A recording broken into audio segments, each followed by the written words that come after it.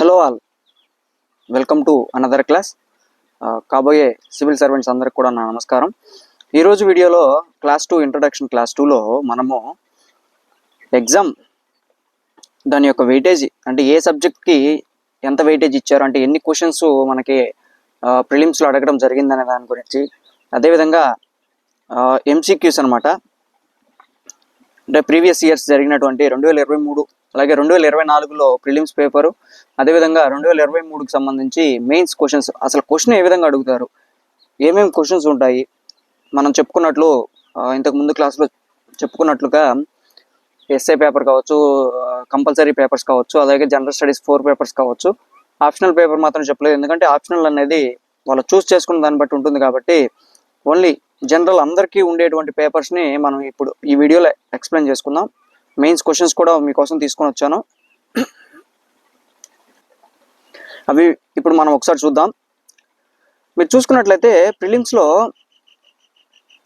Questions కనుక చూసుకున్నట్లయితే ఏదైతే పాలిటీ ఉందో, పాలిటీలో 2024లో 14 క్వశ్చన్లు, 2023లో 15 క్వశ్చన్లు, 2022లో 15 క్వశ్చన్లు, 2021లో 11 క్వశ్చన్లు, 2020లో 17 క్వశ్చన్లు అడిగారు. అంటే మినిమం మనకి 10 to 16 ఆర్ 10 to 15 యావరేజ్గా 10 to 15 క్వశ్చన్స్ పాలిటీ నుంచి వస్తాయి. సో అది మనకి ఎంత ఇంపార్టెంట్ అనేది మీకు ఇప్పుడు అర్థమై ఉండాలి. 10 to 15 క్వశ్చన్స్ ఈజీగా 12 to 15 క్వశ్చన్స్ అయినా మనం ఎక్స్పెక్ట్ చేయొచ్చు, ఎందుకంటే ఇంతవరకు 12 క్వశ్చన్లకు తక్కువగా ఒక్కసారి మాత్రం అడిగారు 10 క్వశ్చన్లకు. కాబట్టి 10 to 15 10 to మినిమం యావరేజ్గా 10 to 15 క్వశ్చన్స్ అనేవి మనకి పాలిటీ నుంచి అడగడం జరుగుతుంది ప్రిలిమ్స్లో.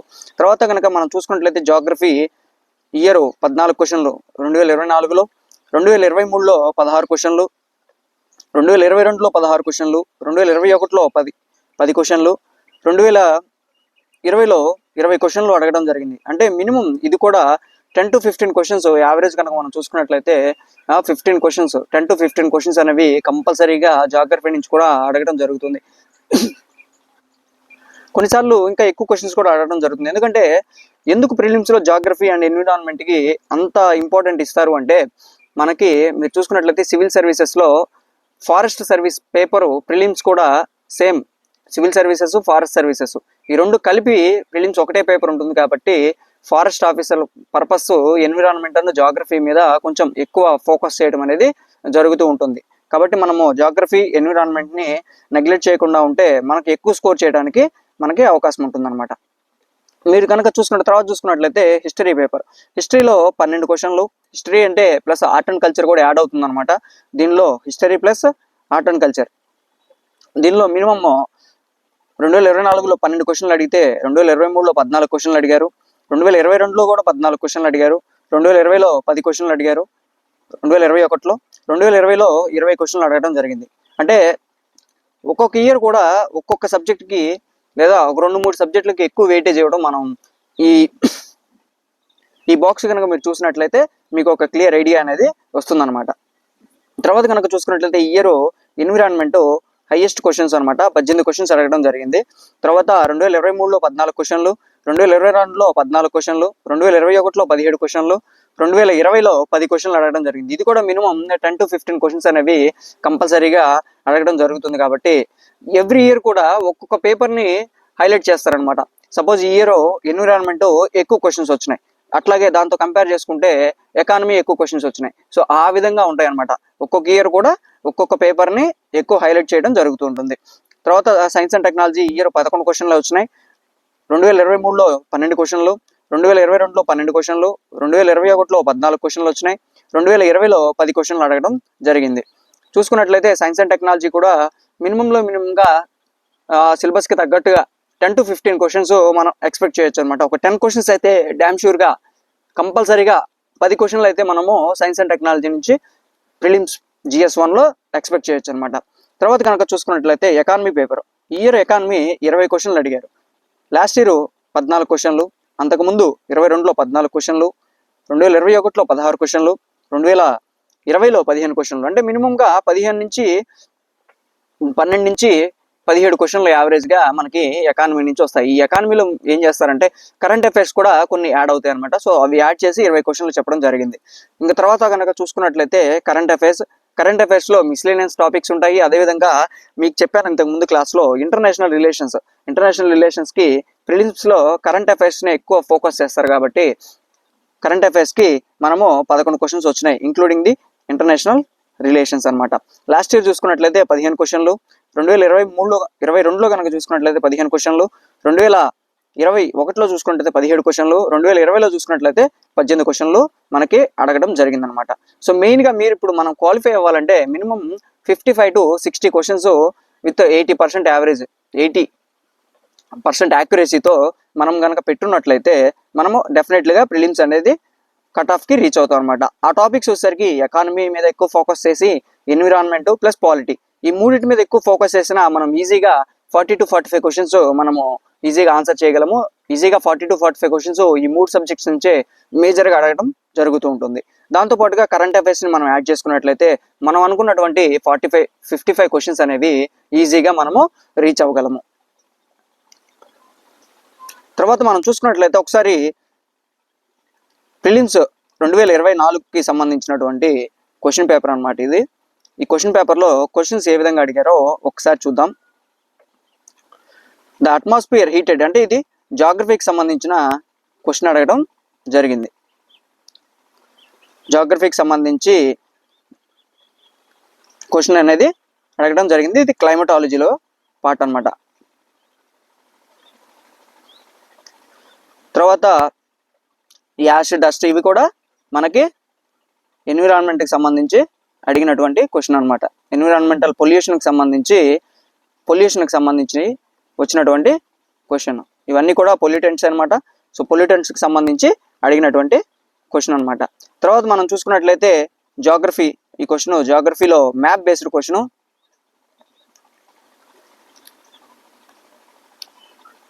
అట్లాగే జాగ్రఫీలో సంబంధించి ఫిజికల్ జాగ్రఫీకి సంబంధించినటువంటి క్వశ్చన్ అనమాట.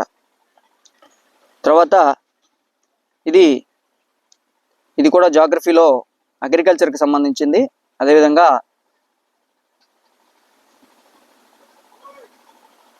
కోకా ప్రొడక్ట్స్ అనేవి ఎక్కడ వరల్డ్లో ఎక్కువగా ప్రొడ్యూస్ చేస్తారు అని చెప్పి అడగడం జరిగిందనమాట. తర్వాత కనుక చూసుకున్నట్లయితే అవి జిఎస్కి సంబంధించి నేను జస్ట్ మీకు ఒక ఐడియా ఉంటుందని చెప్పి ఆ క్వశ్చన్స్ ఒక 4 క్వశ్చన్స్ పిక్ చేయడం జరిగింది. సో ఆ 4 క్వశ్చన్స్ పెట్టాము మనం. అలాగే యాప్లో ఫుల్ క్వశ్చన్ పేపర్ అనేది అప్లోడ్ చేస్తాను. దాంతోపాటుగానే మీకు మెయిన్స్కి సంబంధించినటువంటి క్వశ్చన్ పేపర్స్ అన్నీ కూడా ఈరోజు మీకు యాప్లో ఫ్రీగా డౌన్లోడ్ చేసుకునేటట్లుగానే మీకు అవైలబుల్గా ఉంటాయన్నమాట. మీరు తర్వాత కనుక చూసుకున్నట్లయితే సీసాట్ పేపర్ నేను మీకు నిన్న చెప్పాను, ఇంగ్లీష్కి సంబంధించి ఓన్లీ కాంప్రహెన్షన్ ప్యాసేజ్ మాత్రమే ఉంటుంది సీసాట్ పేపర్లో. ఇలా ఒక కాంప్రహెన్షన్ ప్యాసేజ్ ఇచ్చేసి దానికి సంబంధించి మీకు చెప్పాను కదా, అంటే ఐడియా ఏంటి, దాని యొక్క లాజిక్ ఏంటి, లేదా రీసెంట్ డెవలప్మెంట్స్ ఏ విధంగా ఉన్నాయి, మీరు ఏం ఫీల్ అవుతున్నారు, లేదా అజంప్షన్ ఏంటి, దాని యొక్క ఏం అజంప్ట్ చేశారు మీరు అనే దాని గురించి మనకి క్వశ్చన్ అనేది అడగటం జరుగుతుంది. చూసుకోండి, most logical and rational interference అంటే దానికి సంబంధించి ఇచ్చినటువంటి సెంటెన్స్కి సంబంధించి లేదా ఇచ్చినటువంటి ప్యాసేజ్కి సంబంధించి రేషనల్గా అంటే లాజికల్గా ఉండేటువంటి లేదా రీజనబుల్గా ఉండేటువంటి ఆన్సర్ ఏదనేది మనం ఇందులో పిక్ చేసుకోవాల్సిన అవసరం ఉంటుందన్నమాట. తర్వాత చూసుకున్నట్లయితే అజంప్షన్స్ అంటే మీరు ఏం అజంప్ చేశారు, ఈ రెండిట్లో మనము ఆ ప్యాసేజ్ చదివి దాన్ని బట్టి మనకి ఏమర్థమైంది అనే దాని గురించి అజంప్షన్స్ అనేవి మనము అప్లై చేయాల్సి ఉంటుంది. ఈ తర్వాత వచ్చేసరికి మ్యాథ్స్ పేపర్ అర్థమెటిక్, దీనిలో బేసిక్ ఇది వచ్చేసరికి టైమ్ అండ్ వర్క్ కాన్సెప్ట్లో క్వశ్చన్ అనమాట. ఇది ఈ 7th క్వశ్చన్ అనేది. దీనిలో చూసుకున్నట్లయితే ఇది నెంబర్ సిస్టమ్ ఆర్ సింప్లిఫికేషన్కి సంబంధించినటువంటి క్వశ్చన్ అనమాట. తర్వాత క్యాలెండర్కి సంబంధించినటువంటి క్వశ్చన్, ఇది కూడా టైమ్ అండ్ వర్క్కి సంబంధించినటువంటి క్వశ్చన్ అనమాట. మేజర్లీ మనకి ఎక్కువ కొంచెం ట్రిక్కీగా అనిపించేది అనమాట టైమ్ అండ్ వర్క్ ఒకటి. సింప్లిఫికేషన్స్ ఆ నెంబర్స్ చూడగానే మనకి భయం వేస్తుంది. 1 square into 2 to the power of 4 into 3 to the power of 6 into 4 to the power of 8 and స్వాన్ 25 into 50 25 power 50. దీనికి ఆన్సర్ మనము చెప్పాల్సి ఉంటుంది అనమాట. సో దీన్ని బట్టి మనము CSAT లో బేసిక్ నుంచే మనము basic numbers, primary numbers, natural numbers, odd numbers, అదేవిధంగా సింప్లిఫికేషన్ టెక్నిక్స్, క్యాలిక్యులేషన్ టెక్నిక్స్ ఇవన్నీ ఫాలో అవుతూ LCM HCF దగ్గరికి వచ్చినప్పుడు మనకి ఈజీగా ఈ క్వశ్చన్ అనేది మనం ఆన్సర్ చేయొచ్చు అనమాట. తర్వాత ఇది చూసుకున్నట్లయితే క్యాలెండర్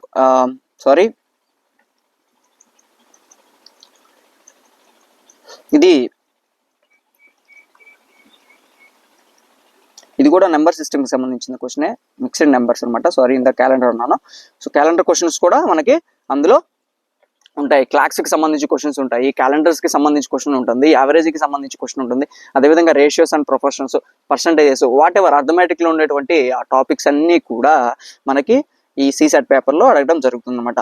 మీడియం నుంచి మోడరేట్ లెవెల్ నుంచి మనకి ఆ క్వశ్చన్ అనేది ఉంటుంది. కొన్ని ఈజీ క్వశ్చన్స్ కూడా ఉంటాయి. మనం ఏం చేస్తామంటే మనకు ఆన్సర్ చేయాల్సింది మనకి జస్ట్ క్వాలిఫై కాబట్టి మనము ఈజీ క్వశ్చన్స్ని ఫస్ట్లోనే పిక్ చేసుకోవాలన్నమాట. ఈజీ క్వశ్చన్స్ని ఫస్ట్లోనే మనము రౌండ్ చేసుకొని అవి ఆన్సర్ చేస్తే ఒక 35 to 40 క్వశ్చన్స్ కనుక మనము 80% యాక్యురసీతో పెట్టగలిగితే మనం CSAT పేపర్ ఈజీగా క్వాలిఫై అవ్వచ్చు. ఎందుకంటే CSAT పేపర్ క్వాలిఫై అవ్వాలంటే మీకు 27 క్వశ్చన్లు రైట్ అయితే మనము CSAT పేపర్ అనేది క్వాలిఫై అవుతాము. సో 27 క్వశ్చన్స్ అనేది ఈజీగా రైట్ అవ్వచ్చు.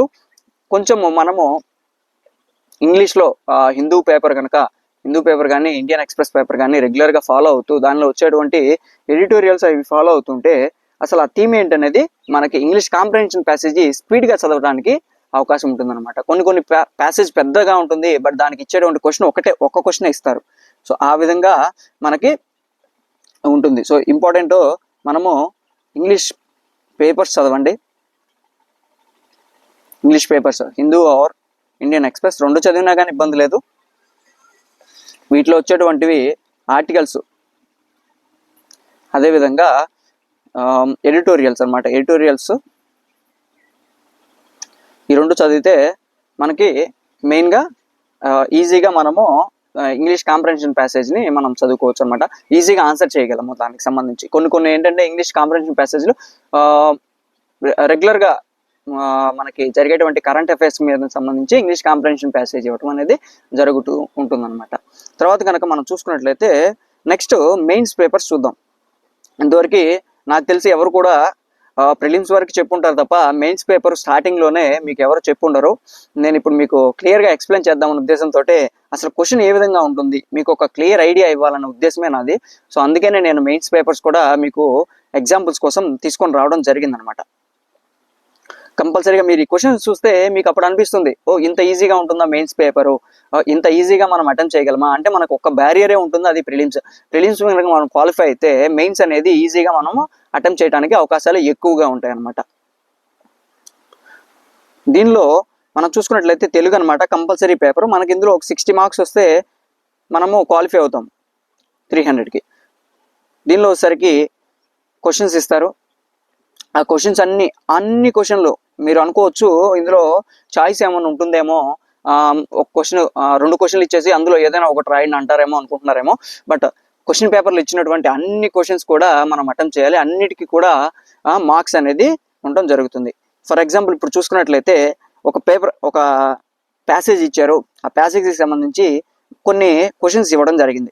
శ్రామికుడు అంటే ఎవరు అన్నారు, లేదా స్థూల దేశీయోత్పత్తి అంటే ఏమిటి అన్నారు, అదేవిధంగా భారతదేశంలో ఉపాధి కల్పన స్థితిగతులు ఏమిటి అన్నారు, ఏ మహిళలను శ్రామికులుగా పరిగణించడం లేదు అన్నారు, భారతదేశంలో శ్రామిక జనాభా నిష్పత్తి ఎంత అన్నారు. దీనికి సంబంధించి మీరు సింగిల్ లైన్ ఆన్సర్స్ ఇవ్వకూడదు అనమాట. మినిమమ్ మీరు దానికి సంబంధించి ఎక్స్ప్లెయిన్ చేయాలి. ఆ క్వశ్చన్ని మీరు అనేది ఎక్స్ప్లెయిన్ చేయాలన్నమాట. ఎక్స్ప్లెయిన్ చేస్తేనే మీకు 12 మార్కులు అనమాట. మొత్తము 5 క్వశ్చన్లు ఇంటూ 60 మార్కులు. ప్రతి క్వశ్చన్కి కూడా ఈక్వల్గా 12 మార్కులు అనేది ఇక్కడ ఇవ్వడం జరిగింది. తర్వాత ఇంకొకటి ట్రాన్స్లేషన్. ఇందులో ట్రాన్స్లేషన్ అనమాట. ఇంగ్లీష్లో ప్యాసేజ్ ఇస్తారు, దాన్ని తెలుగులోకి ట్రాన్స్లేట్ చేయాలి. అదేవిధంగా తెలుగులో మళ్ళీ ప్యాసేజ్ ఇస్తారు, దాన్ని ఇంగ్లీష్లోకి ట్రాన్స్లేట్ చేయాల్సి ఉంటుందన్నమాట. తర్వాత చూసుకున్నట్లయితే సొంత వాక్యాలు మనకి రెగ్యులర్గా మనం చదువుతూ ఉంటాము. తర్జన భర్జన హేమ హేమిలు తర్జన భర్జన అవుతున్నారు. ఎగ్జామ్స్ ప్రిపేర్ అవడానికి విద్యార్థులు తర్జన భర్జన అవుతున్నారు. నీటి మీద రాత, అడుగులకు మడుగులు ఒత్తడము, మంత్రి గారి యొక్క అడుగులకు వారి కార్యకర్తలు అడుగులకు మడుగులు ఒత్తుతూ ఉంటారు. ఈ విధమైన సొంత వాక్యాలని మనము యూసేజ్ చేసుకోవచ్చు. హేమా హేమీలు యూపీఎస్సికి ప్రిపేర్ అవ్వడానికి ఐఐటికి సంబంధించినటువంటి హేమా హేమీలు పోటీ పడుతున్నారు. లేదా ఒక కాంపిటీషన్లో ఈసారి ఎలక్షన్స్లో హేమా హేమీలు పలానా కాన్స్టిట్యూషన్ నుంచి తలబడుతున్నారు. వారి మధ్య పోరు భయంకరంగా ఉండసాగింది. సో ఈ విధంగా మనము సొంత వాక్యాల్లో మీరు ఏ విధంగా యూజ్ చేసుకోవచ్చు. మనకి బాగా అలవాటైంది అనమాట సొంత వాక్యాలు అనేవి. మనం ఏ విధంగా దానికి సంబంధించి కొంచెం రేషనల్గా, లాజికల్గా, కొంచెం ఈక్వల్గా ఉండేటట్లు హేమా హేమీలు. ఇప్పుడు అంటే హేమా హేమీలు అంటే పోరుకు సిద్ధమని ఒకే ఎక్కువ క్యాపబిలిటీ ఉన్నవాళ్ళు పోటీ పడుతున్నారని దాని ఉద్దేశం అనమాట. ఈ విధంగా మనము సొంత వాక్యాలని రాయాల్సి ఉంటుంది. తర్వాత కూడా మనకి దాని యొక్క వ్యతిరేక పదాలు అదేవిధంగా మీకు సమానార్థాలు అడిగేదానికి కూడా అవకాశం ఉంటుంది. కాబట్టి మీరు ఈజీగా మనము తెలుగు పేపర్ అనేది క్వాలిఫై అవ్వచ్చు. మీరు ఇప్పుడు చూసినట్లయితే ఇవన్నీ కూడా పెద్ద కష్టమా అండి? లేదు కదా, చాలా ఈజీ కదా మనము రాయటము. ఇప్పుడు సొంత వాక్యాలు 3 సొంత వాక్యాలు మనం ఈజీగా రాయగలము. లాస్ట్ ఇయర్ 2023లో అడిగిన పేపర్ మీకు ఇప్పుడు నేను చూపిస్తుంది. మీరు ఇక్కడ స్టాంప్ కూడా చూడొచ్చు. ఇది మెయిన్ పేపర్ అనమాట. నేను అఫీషియల్ సైట్ నుంచి మేము తీసింది పేపర్. ఇది అఫీషియల్ సైట్ నుంచే ఎగ్జామ్ పేపర్ డౌన్లోడ్ చేసాము. సో కాబట్టి మీకు ఇందులో మార్చింది ఏం లేదనమాట. అంటే ఈజీగా ఉండేటట్టు పెట్టడానికి అవకాశం లేదు. ఎగ్జాక్ట్గా ఇచ్చిన పేపర్నే నేను ఇక్కడ మీకు చూపిస్తున్నాను. మీరు కావాలంటే అఫీషియల్ సైట్ నుంచి డౌన్లోడ్ చేసుకోవచ్చు. లేదా మనం డౌన్లోడ్ చేసిన పేపర్స్ ఆల్రెడీ మీకు గ్రూప్లో అవైలబిలిటీలో ఉంటాయి. సో అవి ఒకసారి డౌన్లోడ్ చేసుకొని మీరు చూడండి. మీరు చూస్తే మీకు ఇంత ఈజీగా ఉందా పేపర్, మెయిన్స్ పేపర్ ఇంత ఈజీగా ఉంటుందా? నిన్న అనుకున్నాం 9 పేపర్లు ఉంటాయి అనగానే, 9 పేపర్లు అనగానే మనము చాలా భయపడ్డాం. ఎందుకంటే 9 పేపర్లు చదవాలా, ఎంత సబ్జెక్ట్ చదవాలి, ఎంత సిలబస్ చదవాలి, ఎన్ని గుర్తుపెట్టుకోవాలి అనే ఆలోచనలో ఉంటాం అనమాట. సో ఈ క్వశ్చన్ పేపర్లు చూస్తే మీకు ఒక క్లియర్ కట్ ఐడియా ఉంటుంది. అంటే చదవగలము, ఈజీగానే ఉంటుంది పేపరు. అలా అని చెప్పి మరీ టఫ్గా ఉండదు, మరీ ఈజీగా ఉండదు, మోడరేట్గా ఉంటుంది. మనము మన లెవెల్కి, డిగ్రీ స్టాండర్డ్కి మనము దాన్ని అటెంప్ట్ చేయగలము అనేటువంటి కాన్ఫిడెన్స్ ఇవ్వడం కోసమే నేను ఈరోజు మీకు ఈ క్వశ్చన్ పేపర్లు తీసుకురావడం జరిగింది అనమాట. కాన్ఫిడెన్స్ లెవెల్ అనేది మనకి క్వశ్చన్ పేపర్ చూడగానే మీకు కొంచెం పెరుగుతుంది. తర్వాత చూసుకున్నట్లయితే ఇంగ్లీష్ క్వశ్చన్స్ సేమ్ ఇందాక నేను తెలుగులో చెప్పాను కదా. సో తెలుగులో చెప్పిన విధంగానే మనకి ఇంగ్లీష్లో ఉంటుంది. అంటే ఈ fill in the blanks. Why are you afraid about my sister, about అని కానీ మిస్సింగ్ వర్డ్స్ అనమాట. ప్రిపోజిషన్స్ కానీ లేదా మిస్సింగ్ వర్డ్స్, వెర్బ్స్, ఇవన్నీ మిస్సింగ్ వర్డ్స్ కింద మనం ఫిల్ ఇన్ ద బ్లాంక్స్లో యూజ్ చేసుకోవచ్చు అనమాట. తర్వాత చూసుకున్నట్లయితే వెర్బ్స్ అనమాట. ఇదిగోండి చెప్పానా, వెర్బ్స్. కరెక్ట్ వెర్బ్ అనేది మనం అందులో పెట్టాలి. తర్వాత antonyms.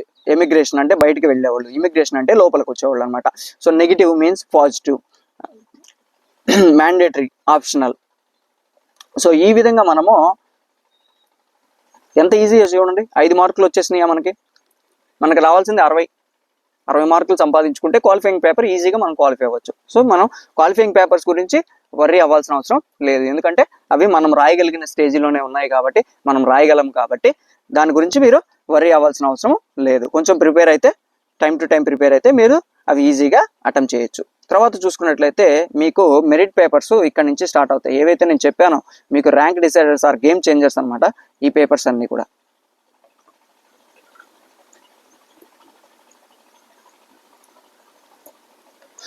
Game changer papers. SA చెప్పానా మీకు. జనరల్ ఏదైనా ఒక టాపిక్ ఇచ్చేసి దానికి సంబంధించి క్వశ్చన్లు అనేది అడగడం జరుగుతుంది. ఇందులో మీకు వచ్చేసరికి 2 సెక్షన్లు ఇవ్వడం జరుగుతుంది. Write 2 essays choosing 1 topic from each of the following section. A and B అంటే మొత్తము ఏ నుంచి బి నుంచి ఒక క్వశ్చన్ చూస్ చేసుకొని, అంటే మొత్తంగా మనము 2 క్వశ్చన్లు ఆన్సర్ చేయాలి జనరల్ ఎస్ఏలో. ఈచ్ క్వశ్చన్ వచ్చేసరికి 1000 వర్డ్స్ నుంచి 2000 వర్డ్స్ మధ్యలో మనము ఆన్సర్ చేయాల్సి ఉంటుంది అనమాట. 2 క్వశ్చన్లు, కేవలం 2 క్వశ్చన్లు రాస్తాం మనం జనరల్ ఎస్ఏలో. ఒక్కొక్కటి వచ్చేసరికి 125 మార్కులకు ఉంటుంది. టోటల్గా 250 మార్కులకి ఆ క్వశ్చన్ పేపర్ అనేది ఉంటుంది. చూడండి ఇందులో మీరు చూసినట్లయితే visionary decision making happens at the intersection of institution and logic. దానికి సంబంధించి బేసిక్ క్వశ్చన్ అనమాట అది. ఇంకొకటి చూసుకున్నట్లయితే general topic thinking is like A game అనమాట. అంటే థింకింగ్ గురించి ఒక గేమ్ లాగా ఉంటుంది థింకింగ్ అనేది. దానిలో ఫెయిల్యూర్స్ ఉంటాయి, సక్సెస్లు ఉంటాయి. ఆ విధంగా it does not begin unless there is an opposite team. అంటే దానికి సంబంధించి ఒక బ్యారియర్ లేకపోతే అది స్టార్ట్ అవ్వదు అనమాట.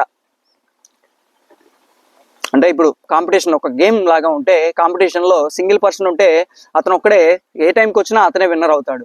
అదే అతనికి ఆపోజిట్గా ఒక ఇద్దరు ముగ్గురు ఉన్నా కానీ ఎవరైతే బెస్ట్ పర్ఫార్మెన్స్ ఇస్తారో వాళ్ళు మనకి అది కాంపిటీషన్ అనమాట. సో అది ఆపోజిట్ టీమ్.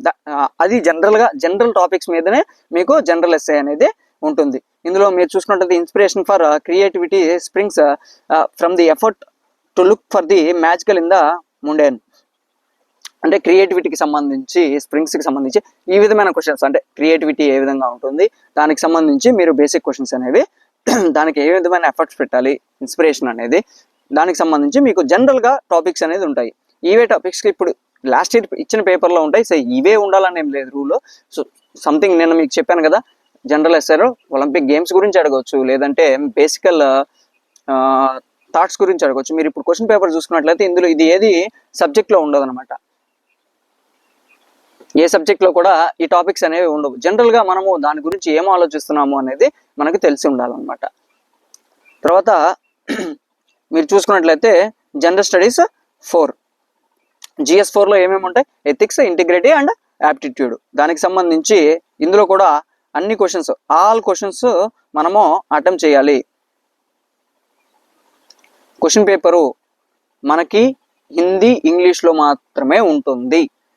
కాకపోతే మనకి ఆప్షన్ ఏంటంటే మనము తెలుగులో కూడా మనము ఆన్సర్స్ రాయొచ్చు. క్వశ్చన్ పేపర్ తెలుగులో ఉండదండి, మనం ఆన్సర్స్ మాత్రము తెలుగులో రాయొచ్చు. మొత్తంగా 12 క్వశ్చన్స్ డివైడెడ్ ఒక 2 సెక్షన్స్గా డివైడ్ చేయడం జరిగిందనమాట. అన్ని క్వశ్చన్స్ మనము అక్కడ క్వశ్చన్ కిందే ఎన్ని వర్డ్స్లో మనకి ఆన్సర్ రాయాలనే దాని గురించి కూడా ఒక క్లియర్ ఐడియా ఉంటుందన్నమాట. ఫస్ట్ క్వశ్చన్ కనుక మనం చూసుకున్నట్లయితే moral integrity, ethics, integrity and యాప్టిట్యూడ్కి సంబంధించి moral integrity and corporate governance in India suitable ఎగ్జాంపుల్స్తో దాన్ని ఎక్స్ప్లెయిన్ చేయండి అన్నారు అనమాట. సో మనకి ఆ బుక్స్ చదువుకున్నప్పుడు మనకి మోరల్ ఇంటిగ్రిటీ ఏంటి, ప్రొఫెషనల్ ఎఫిషియన్సీ అంటే ఏంటి అనేది బేసిక్ థాట్. కార్పొరేట్ గవర్నెన్స్లో మనకి ప్రొఫెషనల్ ఎఫిషియన్సీ అంటే వర్క్లో మనము ఎంత ఎఫిషియెంట్గా మనము పనిచేస్తున్నామో, ఆ ఇచ్చినటువంటి ఏదైతే బ్యారియర్స్ ఉన్నాయో అవి ఎలా, మనము డెసిషన్ మేకింగ్ ఎలా ఉంది, అదేవిధంగా బియాండ్ ప్రొఫెషనల్గా వెళ్ళిపోతున్నామా, పర్సనల్గా తీసుకుంటున్నామా అనే దాని గురించి ఈ క్వశ్చన్ అనేది అడగడం జరిగింది అనమాట. తర్వాత ఇందులో ఎథిక్స్ అనమాట. చూడండి, ఒక ప్యాసేజ్ ఇచ్చారు, ఆ ప్యాసేజ్కి సంబంధించి what are the ethical issue involved. ఆ ప్యాసేజ్ చదువుకునగానే మనకు ఒక ఎథికల్ ఇష్యూ ఉంటుంది. ఇందులో చూసుకున్నట్టు you are working an executive in a national bank for several years. One day one of your close colleagues tell you that her father is suffering from a heart disease and needs surgery immediately to survive. She also tells you that she has been insurance and the operation will cost about 10 lakhs. You are also aware of the fact that her husband is no more and that she is from a lower middle class family. You are empathetic about her situation. However, apart from expressing your sympathy, you do not have the resources to fund her.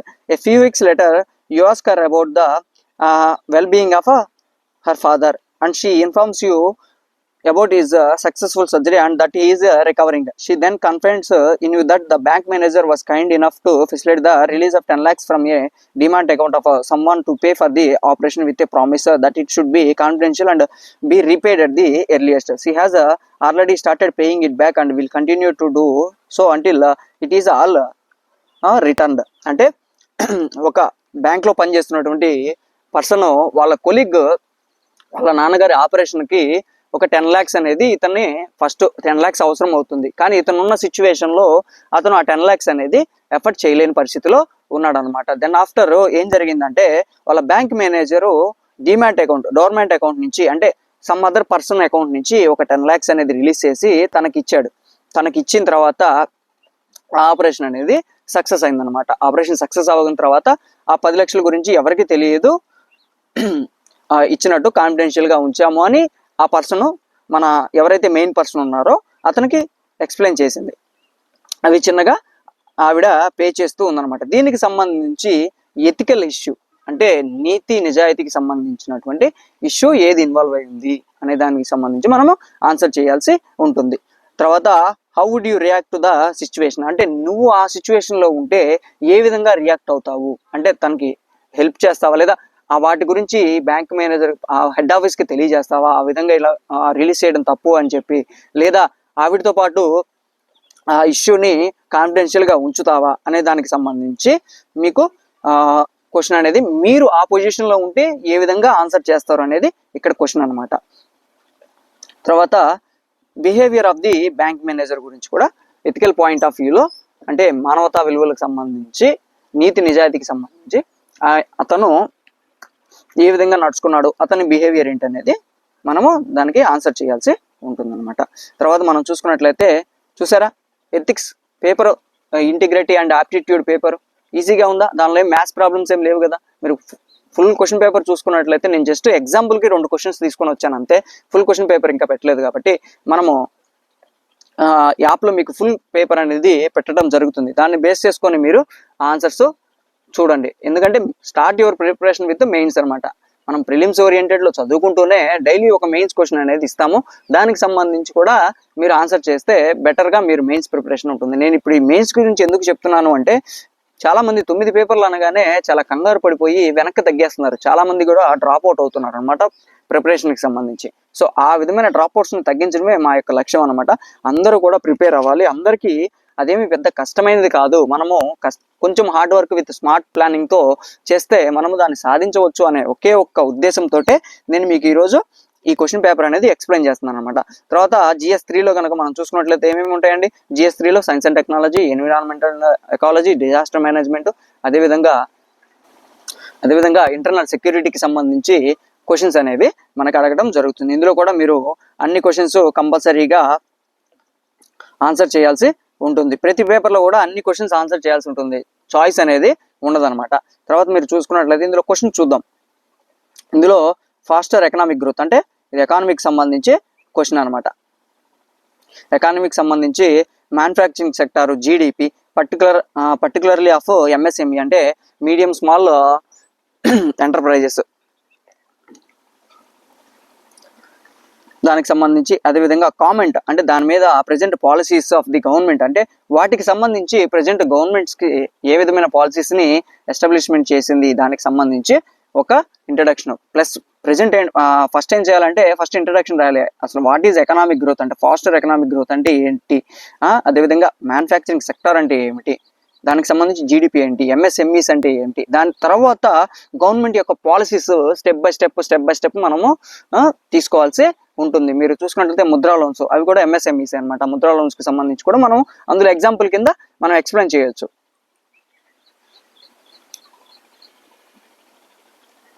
So ఈ విధంగా మనకి ఎకానమీకి సంబంధించి కూడా మనకి question ఈజీగా ఉంటుంది.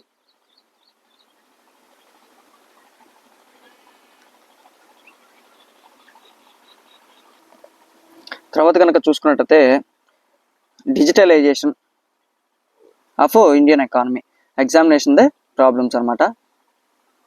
దీనికి సంబంధించి అంటే మనము యూస్ చేసేటువంటి డిజిటల్ రూపీ, ఈ రూపీని కూడా మనకి RBI రిలీజ్ చేయడం జరిగింది. సో దాన్ని కూడా మనం ఎగ్జాంపుల్ కింద, దానిలో వచ్చేటువంటి ప్రాబ్లమ్స్ ఏంటంటే రూరల్ ఏరియాస్లో ఉండేటువంటి పీపుల్స్కి ఎంత నాలెడ్జ్, దాని మీద టెక్నాలజికల్గా నాలెడ్జ్ ఉండదు కాబట్టి ఆ విధంగా కూడా కొంచెం సఫర్ అవుతారు, లేదా హ్యాక్ చేయడానికి కానీ, లేదా ఏదైతే ఫ్రాడ్ చేయడానికి ఎక్కువ అవకాశం ఉంటుంది.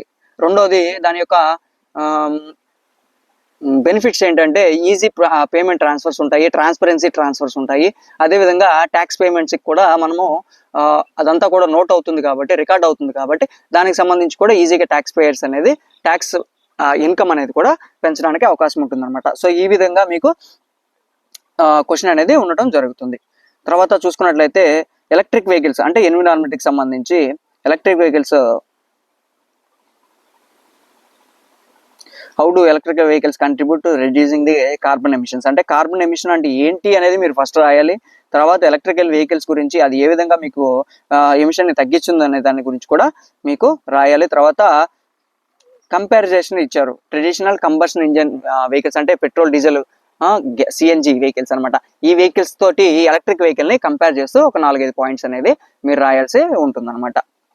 మొత్తం కూడా 250 వర్డ్స్లో రాస్తే మనకి 15 మార్క్స్ అనేది ఇవ్వడం జరుగుతుంది. చూసారా ఎంత ఈజీగా ఉన్నాయో క్వశ్చన్స్ అనేవి. సో మెయిన్స్ పేపర్ అనేది ఎప్పుడు ఈజీగానే ఉంటుందండి. మనకేం పెద్ద కష్టంగా అనిపించదు, ఎందుకంటే అవంతా జనరల్ గా మనం చూసేటువంటి టాపిక్స్ మీదనే క్వశ్చన్స్ అనేది అడగడం జరుగుతుంది. ఇప్పుడు ఫస్ట్ క్వశ్చన్ ఎంఎస్ఎంఈస్ సంబంధించి ముద్రా లోన్స్ అవి చాలా విన్నాం మనము, జన్ధన్ ఖాతాలు అవన్నీ కూడా లోన్స్ కావచ్చు, గృహ నిర్మాణానికి కావచ్చు, అది ఆ విధంగా ఉంటాయన్నమాట. ఇండస్ట్రీస్ కి సంబంధించి ఇచ్చేటువంటి బెనిఫిట్స్ గురించి గవర్నమెంట్ యొక్క పాలసీస్ ఏం తీసుకుంటుంది, న్యూ ఇన్నోవేషన్ టెక్నాలజీస్ తీసుకొని వచ్చి ఫాస్టర్ గ్రోత్ కోసం అని చెప్పి క్యాపిటల్ ఇన్వెస్ట్మెంట్స్ చేస్తుంది అనమాట గవర్నమెంట్ కొన్ని న్యూ ప్రాజెక్ట్స్ లో. సో ఆ విధంగా మనకి క్వశ్చన్స్ అనేవి ఈజీగా ఉన్నాయా. తర్వాత చూసుకున్నట్లయితే ఎలక్ట్రిక్ వెహికల్స్ గురించి క్వశ్చన్ వచ్చిందా. తర్వాత digitalization, rupee, PhonePe, Google pay ఇవన్నీ కూడా డిజిటలైజేషనే కదా, డిజిటల్ పేమెంట్సే కదా. సో దానికి సంబంధించిన క్వశ్చన్. తర్వాత సైన్స్ అండ్ టెక్నాలజీకి సంబంధించి moon missions, science and technology ఇది. తర్వాత 17 క్వశ్చన్ చూసుకున్నట్లయితే వెట్లాండ్ కన్వర్జేషన్, కన్జర్వేషన్, ఎన్విరాన్మెంట్. తర్వాత intra governmental planet for climate change, ఇది కూడా ఎన్విరాన్మెంట్కి సంబంధించిన క్వశ్చన్. తర్వాత what are the internal security challenges being faced by India, give out the role of central intelligence and investigation agencies task to counter the such threats. అంటే అసలు మనం internal సెక్యూరిటీకి సంబంధించి ఏమేమి ఛాలెంజెస్ ఫేస్ చేస్తుంది, లోకల్ లెవెల్లో కావచ్చు, లేదా టెర్రరిస్టులు మన దేశంలోకి వచ్చేసి ఇంటర్నల్ గా అలజడులు సృష్టిస్తూ ఉంటారు అనమాట, బాంబ్ బ్లాస్ట్లు కావచ్చు. వీటికి సంబంధించి లోకల్లో ఉన్నటువంటి లేదా సెంట్రల్ ఇంటెలిజెన్స్ సర్వీసెస్ ఏవైతే ఉన్నాయో, లేకపోతే chief intelligence services, intelligence bureau ఉందో, ఐబీ కావచ్చు, కావచ్చు, వీటికి సంబంధించి అవి వాటి యొక్క పార్ట్ ఏంటి, వాటి యొక్క రోల్ ఏంటి, ఇలాంటి వాటిలో అనే దాని గురించి మనకి క్వశ్చన్స్ అనేవి అడిగారు అనమాట. సో మనం వాటిని అన్నింటినీ ఎక్స్ప్లెయిన్ చేసి ఒక రీసెంట్ గా జరిగినటువంటి ఏదైనా కౌంటర్ అటాక్ కి సంబంధించి మనము పుల్వామా అటాక్ గురించి అవ్వచ్చు, లేదా సర్జికల్ స్ట్రైక్ గురించి కూడా మనం ఎక్స్ప్లెయిన్ చేయొచ్చు అనమాట ఎగ్జాంపుల్స్ కింద. సో ఆ విధంగా మనము క్వశ్చన్ అనేది అడగడం జరిగింది. తర్వాత చూసారా, ఇప్పుడు జిఎస్ 3 పేపర్ చూసాము, environment, economy, science and technology, అదేవిధంగా ఇంటర్నల్ సెక్యూరిటీ. ఈ 4కి సంబంధించి మీకు 4 సబ్జెక్టులు ఉంటాయని చెప్పాను. 4కి సంబంధించి మీకు 4 క్వశ్చన్స్ తీసుకొని వచ్చాను. ఒక్కొక్క సబ్జెక్ట్కి సంబంధించి ఒక్కొక్క క్వశ్చన్ తీసుకొని వచ్చి ఎక్స్ప్లెయిన్ చేశాను. అంటే ఏ విధంగా ఉంటుంది క్వశ్చన్ అనేది, ఎంత హార్డ్గా ఉంటుందా లేకపోతే మోడరేట్గా ఉంటుందా, మనం దాన్ని రాయగలమా లేదా అనేది ఒక క్లియర్ ఐడియా మీకు వచ్చింది అనుకుంటున్నాను నేనైతే. తర్వాత GS 2 పేపర్ కనుక చూసుకున్నట్లయితే ఏమున్నాయండి, polity, governance and international relations మనకి ఇందులో ఉండడం జరుగుతుంది. ఇవి బేసికల్గా మనకి పాలిటీ గురించి తెలిసిందే కాబట్టి పాలిటీలో కాన్స్టిట్యూషనల్ గ్యారంటీ, జ్యుడిషియల్ ఇండిపెండెన్సీ, అంటే జ్యుడిషియల్ ఇండిపెండెన్సీ గురించి మనకి ఇందులో క్వశ్చన్ అడగడం జరిగిందనమాట. తర్వాత చూసుకున్నట్లయితే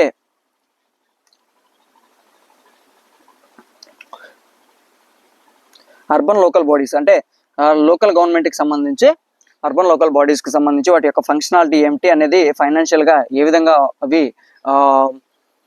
రిసోర్సెస్ని ఏర్పాటు చేసుకుంటున్నాయి అనే దాని గురించి మనకి క్వశ్చన్ అడగడం జరిగిందనమాట. దానికి సంబంధించి మనము ఆన్సర్ చేస్తాము.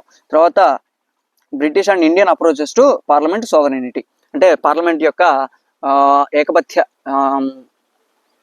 సోవరెనిటీ గురించి క్వశ్చన్ కంపేర్ చేసి చెప్పమని అడిగాడు అనమాట. అంటే బ్రిటిష్ పార్లమెంట్ తోటి మన ఇండియన్ పార్లమెంట్ ని కంపేర్ చేసి అడగడం జరిగింది అనమాట. సో తర్వాత చూసుకున్నట్లయితే లెజిస్లేటివ్ వర్క్ లో ప్రిసైడింగ్ ఆఫీసర్స్ ఎవరైతే ఉన్నారో వాళ్ళకి సంబంధించి వాళ్ళ యొక్క ఇంపార్షియల్లీ కండక్టింగ్ లెజిస్లేటివ్ వర్క్, అంటే లెజిస్లేటివ్ వర్క్ లో వాళ్ళు ఏ విధంగా ఎన్రోల్ అవుతారు, ఏంటి వాళ్ళ వర్క్ ఏంటి అనే దాని గురించి క్వశ్చన్ అనేది అడగడం జరిగింది. తర్వాత చూసుకున్నట్లయితే గవర్నెన్స్ లో వచ్చింది. గవర్నెన్స్ అనమాట is a critical tool of governance, has assured in effectiveness and transparency and accountability in the governments. What independencies, inadequacies hamper the enhancement of these features, అంటే వాటికి సంబంధించి ఎందుకు అంత సఫలం కాలేకపోతున్నాయి ఈ గవర్నెన్స్ సిస్టమ్స్ అనేవి, దానికి సంబంధించి అసలు ఈ గవర్నెన్స్ అంటే ఏంటి, దాని మీద ఏ విధంగా ఎఫెక్ట్ పడుతుంది గవర్నమెంట్ మీద, ఈ గవర్నెన్స్ ట్రాన్స్పరెన్సీ మీద. అంటే ప్రతిదీ కూడా ఈ గవర్నెన్స్ వల్ల ఏమిటంటే ప్రతిదీ కూడా మనకి వెబ్లో అవైలబిలిటీ ఉంటాయి కాబట్టి వాళ్ళు చేసేది ప్రతిదీ కూడా మనము తెలుసుకోవచ్చు కాబట్టి ట్రాన్స్పరెన్సీ మిగులుతుంది. అదేవిధంగా కొన్ని మిస్టేక్స్ ఉంటాయి, కొన్ని మిగతా ఒక సైడ్ ఆఫ్ పీపుల్కే హెల్ప్ఫుల్గా ఉంటుంది, రెండో సైడ్ ఆఫ్ పీపుల్కి అంత హెల్ప్ఫుల్ అవ్వదు. సో దాని మీద కూడా వాళ్ళకి ఇష్యూస్ అనేవి రావడం జరుగుతుంది. కాబట్టి దానికి సంబంధించి ఈ క్వశ్చన్ అనమాట, గవర్నెన్స్కి సంబంధించి క్వశ్చన్. అది కొంచెం ట్రిక్కీగా ఉంటుంది GS2 పేపర్ కంపేర్ టు మిగతా, కొంచెం కొంచెం డిఫరెంట్గా ఉంటుంది. కొంచెం దాని మీద ఎక్కువ ఫోకస్ చేస్తే మనము ఈజీగా ఆన్సర్ చేయొచ్చు. తర్వాత GS పేపర్ 1 చూసుకున్నట్లయితే history, geography and art and culture.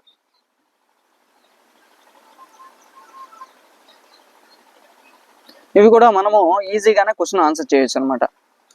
తర్వాత role of geographical factors towards the development of ancient India. Ancient ఇండియాలో జియోగ్రాఫికల్ ఫ్యాక్టర్స్ అంటే వాటి యొక్క ఇప్పుడు నావిక దళం రావడానికి వాటి యొక్క మార్గాలు ఏంటి, సో ఈ విధంగా జియోగ్రాఫికల్ ఫ్యాక్టర్ ఏ విధంగా హెల్ప్ఫుల్ అయింది డెవలప్మెంట్ పర్పస్ అని చెప్పి మనకి క్వశ్చన్ అనేది అడగడం జరిగింది అనమాట. అంటే వేరే యొక్క దేశాలతో ట్రేడ్ వర్క్ ఎలా జరిగేది అని, ఏ రూట్లో జరిగేది, సీ రూట్లో జరిగేదా లేకపోతే ల్యాండ్ రూట్లో జరిగేదా, ఏ సైడ్ నుంచి జరిగేది, ఎటు నుంచి వీలుగా ఉండేది అనే దాని గురించి క్వశ్చన్ అనమాట అది. తర్వాత social issues. Explain why suicide among young women is increasing in Indian society. చూసారా, ఇండియన్ సొసైటీ గురించి ఒక పేపర్ ఉంటుంది, అందులో ఆల్రెడీ చెప్పాను సోషల్ ఇష్యూస్ అని. సో దానికి సంబంధించి సొసైటీ పేపర్ ఓన్లీ GS1లో ఉంటుంది అనమాట. అంటే ఇది కూడా న్యాచురల్ క్వశ్చన్ అనమాట, ఎందుకు పెరుగుతుంది ఉమెన్లో సూసైడ్ అనేవి, దీని గురించి క్వశ్చన్ అనమాట. తర్వాత ఇది కూడా child cutting is now being replaced by mobile phones. అంటే చిన్నపిల్లల్ని పెంచడం, ఇంతకు ముందు అయితే అమ్మ వాళ్ళు మనల్ని 4 ఊరంతా తిప్పి భోజనం పెట్టేవాళ్ళు. ఇప్పుడు ఏం జరిగిందంటే జస్ట్ ఒక మొబైల్ ఫోన్ చేతికి ఇచ్చేసి వాళ్ళకి అన్నం పెడుతున్నాము. ఇంతకుముందు మనం బయటకు వచ్చేసి క్రికెట్ లేదా రకరకాలైనటువంటి ఫిజికల్ గేమ్స్ అనేవి ఆడేవాళ్ళం. ఇప్పుడు వాళ్ళన్నీ కూడా మొబైల్ ఫోన్లో ఇంట్లో కూర్చొని ఆడుతున్నారు అనమాట. సో ఆ విధంగా దానికి సంబంధించి చైల్డ్ కడ్లింగ్ అనేది, అంటే చిన్నపిల్లల్ని పెంచడము రీప్లేస్డ్ బై మొబైల్ ఫోన్స్. ఇంతకుముందు పెద్ద మనుషులు పెంచేవాళ్ళు చిన్నపిల్లల్ని, ఇప్పుడు మొబైల్ ఫోన్స్ వాళ్ళ యొక్క పెంపకానికి ఉపయోగిస్తున్నారు అని చెప్పి దాని గురించి దాని యొక్క ఇంపాక్ట్ ఏ విధంగా ఉంటుంది అనేది మనకి ఇందులో అడగడం జరిగింది అనమాట. అది కూడా సోషల్ ఇష్యూస్కి సంబంధించినటువంటి క్వశ్చన్. తర్వాత చూసుకున్నట్లయితే హిస్టరీకి సంబంధించి Vedic society and religion. Vedic సొసైటీకి సంబంధించి దాని యొక్క వేదిక్ సొసైటీలో ఉన్నటువంటి రిలీజియన్, క్యాస్ట్ సిస్టమ్ కావచ్చు లేదా రిలీజియన్ సిస్టమ్ కావచ్చు, అది సేమ్ ఫీచర్స్ ఇప్పటికి కూడా ఇండియన్ సొసైటీలో ఉన్నాయా లేవా అనేది మనకి అడగడం జరిగిందనమాట. తర్వాత చూసుకున్నట్లయితే మోడర్న్ మిడివల్ ఇండియా సుల్తానేట్ పీరియడ్కి సంబంధించి మేజర్ టెక్నాలజికల్ చేంజెస్ ఏవైతే ఇంట్రడ్యూస్ చేశారో సుల్తానేట్ పీరియడ్లో, అవన్నీ కూడా మనకి క్వశ్చన్లో ఉంటాయి. అది బుక్లో ఉంటుంది. మనం అది చదువుకున్నట్లయితే సుల్తానేట్ పీరియడ్ చదివినప్పుడు మీకు దీని గురించి ఏవైతే టెక్నాలజీస్ యూజ్ చేశారో అవి ఏ విధంగా ఇన్ఫ్లుయెన్స్ అయినాయి అనేది కూడా మనకి ఇందులో అడగడం జరిగింది. కాబట్టి ఈజీగా మనం ఆన్సర్ చేయొచ్చు అనమాట. తర్వాత కాలనియల్ ఆపరేషన్లో ట్రైబల్ రెస్పాన్సెస్ గురించి క్వశ్చన్ అడిగారు. ఇది కూడా హిస్టరీకి సంబంధించినటువంటి క్వశ్చన్ అనమాట. తర్వాత చూసుకున్నట్లయితే resources potential of the long Coast line of India and highlight the status of natural hazard preparedness in this areas. అంటే లాంగ్ కోస్ట్ లైన్ ఉన్నప్పుడు నేచురల్ హజార్డ్ ఏదైతే నేచురల్ హజార్డ్స్ అంటే ఏదైనా సునామీస్ కావచ్చు లేదా భూకంపాలు, వరదలు కావచ్చు, తుఫాన్లు వచ్చినప్పుడు వాటి యొక్క ప్రిపేర్డ్నెస్ అంటే వాటిని ఆ ఏరియాస్ని వెకేట్ చేయించడము లేదా ఏవైతే వరద బాధితులకి షెల్టర్స్ ఏర్పాటు చేయడము, ముందుగానే వాటిని తుఫాన్ యొక్క తీవ్రతను కనుక్కొని ఎవరైతే మత్స్యకారులు ఉన్నారో వాళ్ళని వేటలకు ఆపడము, ఈ విధమైనటువంటి ప్రిపేర్డ్నెస్ ఏమేమి తీసుకుంటాము, ఏమేమి రిసోర్సెస్ పొటెన్షియల్ రిసోర్సెస్ అవైలబుల్గా ఉన్నాయనేది ఈ క్వశ్చన్ అనమాట. ఇది జాగ్రఫీకి సంబంధించినటువంటి క్వశ్చన్ అనమాట. తర్వాత చూసుకున్నట్లయితే రెయిన్ ఫారెస్ట్, అంటే ఇది కూడా మనకి జాగ్రఫీకి సంబంధించినటువంటి క్వశ్చన్ అనమాట. ఈ హ్యూమన్ డెవలప్మెంట్, ఎకనామిక్ డెవలప్మెంట్, ఇది కూడా జాగ్రఫీ క్వశ్చన్ అండి. మీరు ఏదో ఎకానమీ అనుకోకండి. జాగ్రఫీలో హ్యూమన్ జాగ్రఫీ అనే బుక్ ఉంటుంది. హ్యూమన్ జాగ్రఫీలో మనకు వచ్చేటువంటి క్వశ్చన్ అనమాట. ఇది అగ్రికల్చర్కి సంబంధించిన నెట్ ఫుడ్ ఎక్స్పోర్టర్ అండ్ ఇండస్ట్రీస్కి సంబంధించి urbanisation, segregation and marginalisation of food in Indian metropolises, ఇది కూడా జాగ్రఫీకి సంబంధించినటువంటి క్వశ్చన్ అనమాట. సో ఇప్పుడు మనం చూసుకున్నట్లయితే మనం ఏమేమి ఎక్స్ప్లెయిన్ చేసుకున్నామంటే ప్రిలిమ్స్ ప్రిలిమ్స్ ఎక్స్ప్లెయిన్ చేసుకున్నాము, తర్వాత సీసాట్ పేపర్ ఎక్స్ప్లెయిన్ చేసాము, ప్రిలిమ్స్లో జిఎస్ సీసాట్, తర్వాత మెయిన్స్కి సంబంధించి ఉన్నటువంటి 9 పేపర్లు మీకు డీటెయిల్గా ఎక్స్ప్లెయిన్ చేశాను. అంటే క్వశ్చన్ ఏ విధంగా ఉంటుంది అని, ఒక క్వశ్చన్కి ఆన్సర్ ఏ విధంగా రాయాలనేది మీకు ఉన్నదాన్ని క్లియర్గా ఎక్స్ప్లెయిన్ చేశానని నేనైతే భావిస్తున్నాను అనమాట. ఎందుకంటే ఈ విధంగా అయితే ఇంతవరకు ఎవరు చెప్పినట్లేరు.